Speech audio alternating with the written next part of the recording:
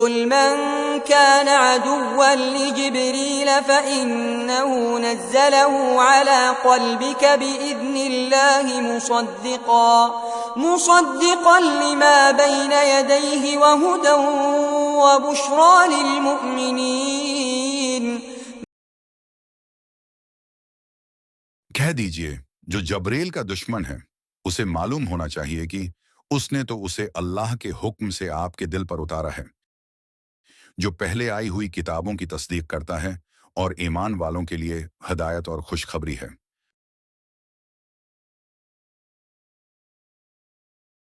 یہ آیت ان یہودیوں کے رویے کا رد ہے جو حضرت جبریل علیہ السلام سے بغض اور دشمنی رکھتے تھے۔ ان کا یہ خیال تھا کہ جبریل دشمنی کا سبب ہیں کیونکہ ان کے ذریعے بنی اسماعیل کو نبوت ملی۔ اللہ تعالیٰ نے اس آیت میں واضح کیا کہ جبریل تو اللہ کے حکم سے قرآن کو نازل کرنے والے ہیں، اور یہ قرآن ان کتابوں کی تصدیق کرتا ہے جو پہلے آئی ہیں، اور مومنوں کے لیے ہدایت اور بشارت ہے۔ اللہ نے بتایا کہ جبریل سے دشمنی کرنا حقیقت میں اللہ سے دشمنی ہے۔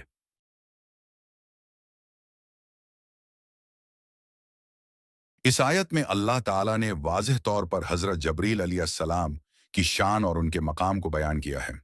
حضرت جبریل کا مقام، حضرت جبریل اللہ کے حکم سے قرآن کو نبی کریم صلی اللہ علیہ وسلم کے دل پر نازل کرنے والے فرشتے ہیں۔ یہودیوں کی عداوت، یہودی حضرت جبریل سے بغض رکھتے تھے اور انہیں بدگمان فرشتہ سمجھتے تھے، کیونکہ انہوں نے بنی اسرائیل کو سزا کے پیغامات دیے۔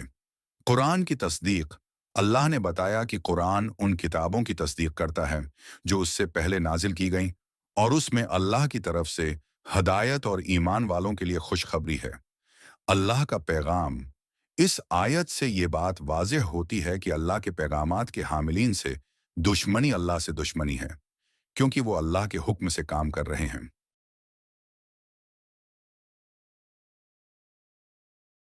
اللہ کے پیغامات کی حفاظت۔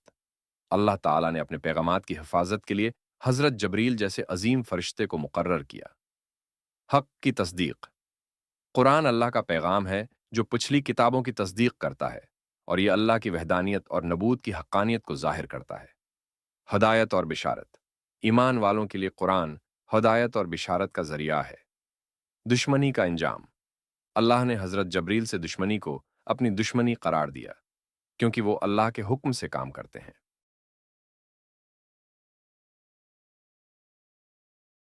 حضرت جبریل کا اللہ کے حکم سے قرآن کو نازل کرنا، یہودیوں کا حضرت جبریل سے بغض، قرآن کا پچھلی کتابوں کی تصدیق کرنا، ایمان والوں کے لیے قرآن میں ہدایت اور خوشخبری، حضرت جبریل سے دشمنی کا انجام۔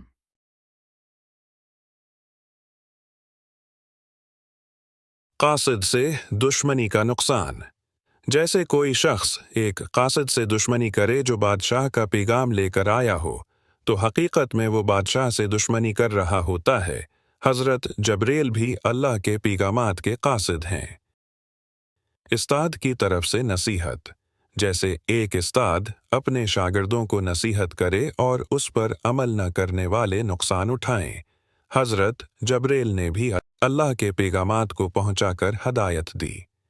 ڈاکیے سے دشمنی۔ جیسے کوئی شخص خط پہنچانے والے ڈاکیے سے دشمنی کرے جبکہ وہ تو پیغام رسانی کا کام کر رہا ہو، حضرت جبریل کا بھی یہی معاملہ ہے کہ وہ اللہ کا پیغام لانے والے ہیں۔ پچھلی باتوں کی تصدیق۔ جیسے کوئی شخص نئی کتاب کو دیکھے اور اسے پچھلی باتوں کی تصدیق کرے تو اس کتاب کی حقانیت واضح ہو جاتی ہے۔ قرآن بھی پچھلی کتابوں کی تصدیق کرتا ہے۔ نئی رہنمائی کا احترام۔ جیسے کوئی شخص نئے اصول کو قبول کرے اور اس کی مدد سے اپنی زندگی کو بہتر بنائے۔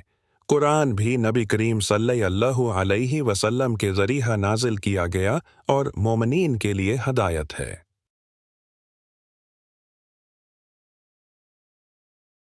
آج کے دور میں بھی بہت سے لوگ اللہ کے پیغامات کو پہنچانے والوں کے بارے میں مختلف رائے رکھتے ہیں اور حق کو نظر انداز کر دیتے ہیں۔ یہ آیت ہمیں یہ سکھاتی ہے کہ اللہ کے احکامات اور پیغامات کو ماننے اور احترام کرنے کی ضرورت ہے، اور اس میں کوئی بغض یا دشمنی نہیں ہونی چاہیے۔ ہمیں قرآن کی تعلیمات کو دل سے قبول کرنا چاہیے کیونکہ یہ ہمارے لیے ہدایت اور خوشخبری ہے۔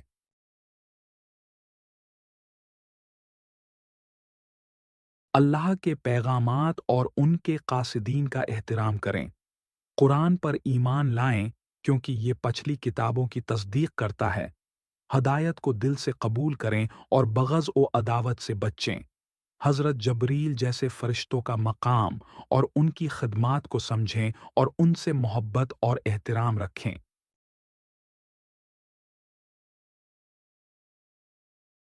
یا اللہ، ہمیں قرآن کی محبت عطا فرما اور اس کی تعلیمات کو دل سے قبول کرنے کی توفیق دے۔ آمین۔ اے اللہ، ہمیں اپنے کلام کی ہدایت سے نواز اور ہمارے دلوں کو قرآن کے نور سے منور کر دے۔ آمین۔